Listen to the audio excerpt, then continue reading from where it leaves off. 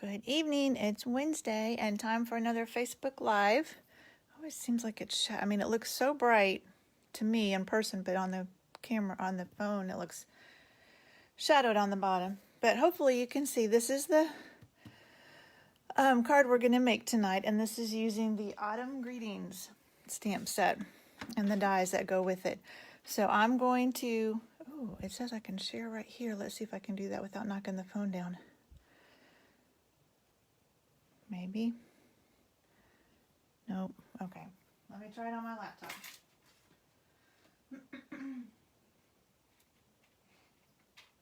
Always takes a minute for it to show up on my laptop. But that will give you all a minute to get to join me.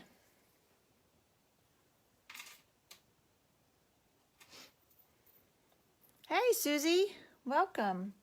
I'm just trying to get it shared over to my group too, so I've got my laptop over here I'm working on, so hang on one moment and we'll get to making this card.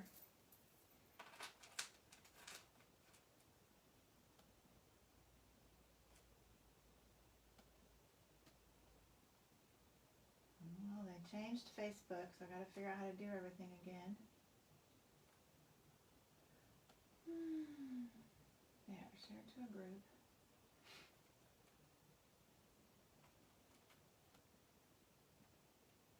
All right. I think we're there. Let's see if anybody else joined us. Not yet. All right. Well, we will get started. So this is a bundle. It was one of the ones I was like, oh, I don't know if I need that. And then I saw some pretty things and I thought, yeah, I think I have to have that. So this is the stamp set, Autumn Greetings.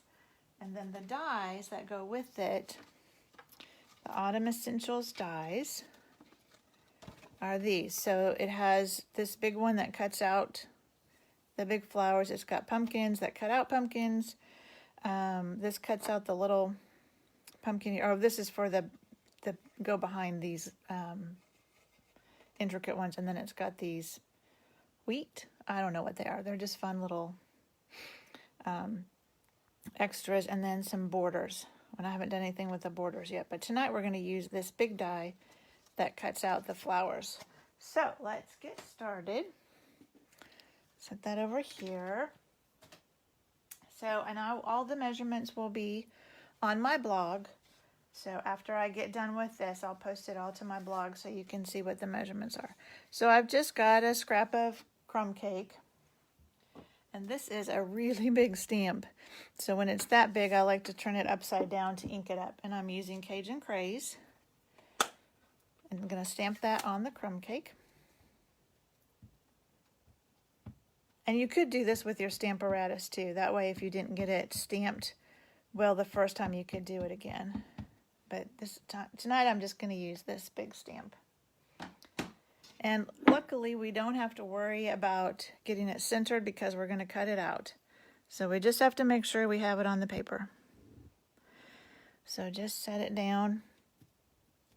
Use some elbow grease. Make sure you press all over. Try not to rock it like I just did, so hopefully it didn't move. Let's see. Oh yeah, turned out well. All right. Set that aside for just a minute, and then the only other thing we're stamping is our sentiment. And what I'm going to do, I really need to label my punches so I can remember the names of them, but this is one of the new punches in the holiday catalog. I like to punch the pointy end first, so then I know. So I'll just turn it over. I'll slide my paper in there. And then I like to turn it over to make sure it looks like it's even and in the middle, straight. All right, so punch that. And now that we've got that punched, we can stamp our sentiment. And I'm using Cajun Craze again. And this just says, hello there, friend. I love the script, the scripty font on this. And so we'll put that kind of towards the end where we punch. That's why I like to do that in first. All right. That is all the stamping that we're going to do tonight. Those out of the way. And now we're going to punch the other end so we have the little tail. So again, I like to slide it in here turn it over, make sure it looks centered. Oh, needs to be some more, so do it again. And you can just keep punching it if it's too long. Just keep punching it. Maybe one more time. There, that'll work. Then I also have, so this is 3/4 of an inch wide, and like I said, I'll have all the measurements on my blog. And then I've got a piece of early espresso that's 1 inch. So we're going to slide that, and this one I don't have to turn over at first because I'm just going to slide it all the way in flush till I get that. And then I will probably have to punch it several times. Actually, I might just trim it real quick, just a little bit, so I don't have to punch it so many times. I'll just trim a little bit off. All right. Now we will slide it down in here. And look at the back and make sure it looks, it's harder with that darker paper. And then we're going to just kind of lay this on top and see if that looks good. Yep, I think that's good. I lucked out, trimmed off the right amount. All right, let's set that aside. And now we're going to die cut our flower. Hey, Betty. So let me bring, actually I'm going to move this out of the way because that makes it hard to, the machine moves around if I use that.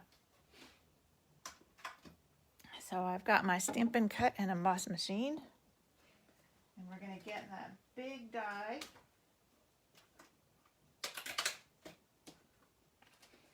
And I do have the magnetic platform now, so we'll get that. And we'll get, I always forget, I think it just takes the place of that. I've only used it a few times, but I think we need that, and both of our plates. We will see. No, you don't need one on the bottom because you cut on that. I think you just need one because it's a self-healing. Now it will eventually over time, just like these plates, have to be replaced. So it is not meant to last forever like these big plates are. So the magnetic one is, they call it consumable. But it sure is nice when you've got things like this that you want to line up and you don't want it moving on you. So I'm just looking at all these edges of the leaves. I think that looks good. I'll put this on top. And then you can always tell if you have the right, like, see, that's, oh yeah, I know what we need. I forgot. You can always tell when you've got the right sandwich. Like that was just going to slide through and not do anything. We need our thin plate that we use with die cuts. I forgot. So you use this plate when you're doing die cutting, not when you're doing embossing. So you still use that, and then the magnetic plate just takes the place of your other clear plate. All right, looks like that's still good. Now, oh yeah, that feels right. That feels like it's gonna cut. All right, this out of the way.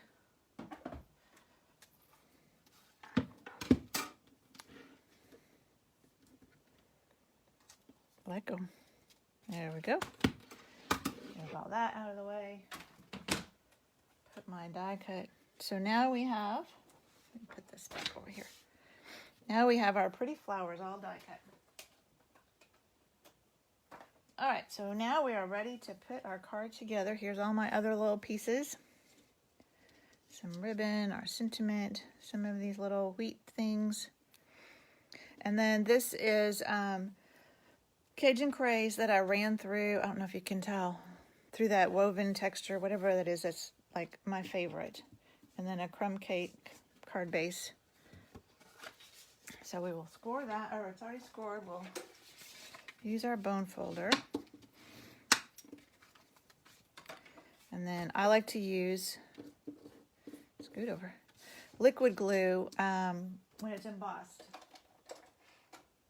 So I'm going to use my liquid glue.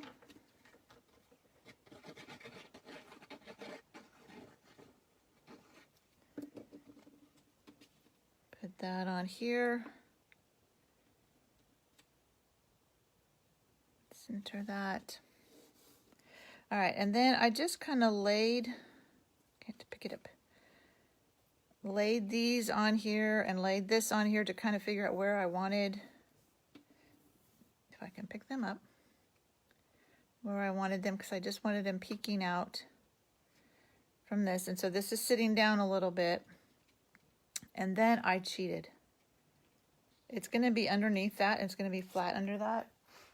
So I just took a piece of tape, just a regular piece of Scotch tape. Just taped them down because you're not going to see it. And then you can use some liquid glue again for this. Like I said, this is flat. The sentiment we will pop up.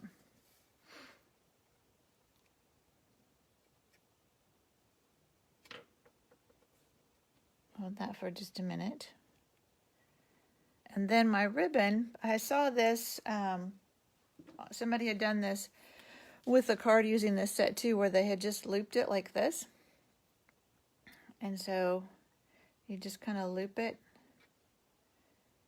And you can always trim the ends. Like I probably should trim these a little bit. They look a little long.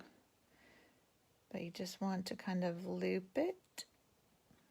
And you want to leave enough loop at the top that you can tie this other ribbon around it. And again, I cheated. I just put some Scotch tape and I put it down a little bit because that's where my sentiment is going to go. So again, you're not going to see it.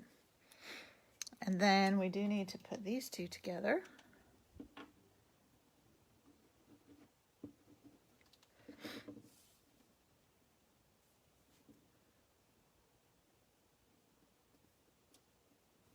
And then I'm going to put a dimensional on each end of that so that it can straddle that ribbon.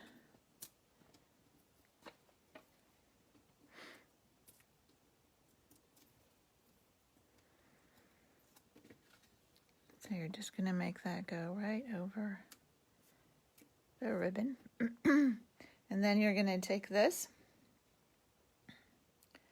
and just tie it. And I just tied it once. I didn't even tie it in a square knot. I just tied it once around that. You might have to play with it a little bit. And I actually thought about, that one ended up laying down pretty well after a few minutes. But if it's not laying down, you can always put a glue dot underneath of it and get it to lay down. All right, and then just trim your ends so they're not so long. And then you can always trim those too if you want. And there you go.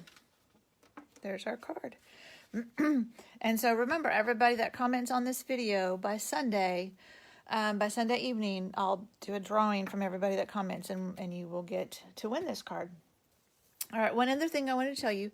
This Saturday is World Card Making Day, so I'm going to do some special videos and posts and stuff to celebrate World Card Making Day, and that's going to be my kickoff for Christmas. So I have not done any Christmas projects yet because I know if I go too early on that, thanks Betty, if I start too early, then I'll get so tired of Christmas by the time November rolls around. But this Saturday, I'm going to kick off Christmas. So from 10 to 3, just check out this page and you'll see different things posting throughout the day. Videos, there'll be prizes. You'll see some new Christmas stuff. You'll see some stuff that carried over from last holiday catalog. But it ought to be a lot of fun. Usually I'm got something going on the first Saturday of the month, but with COVID, I don't. So I can do the World Card Making Day this year. All right. Well, thank you, ladies, for joining me. And I will see you all next week.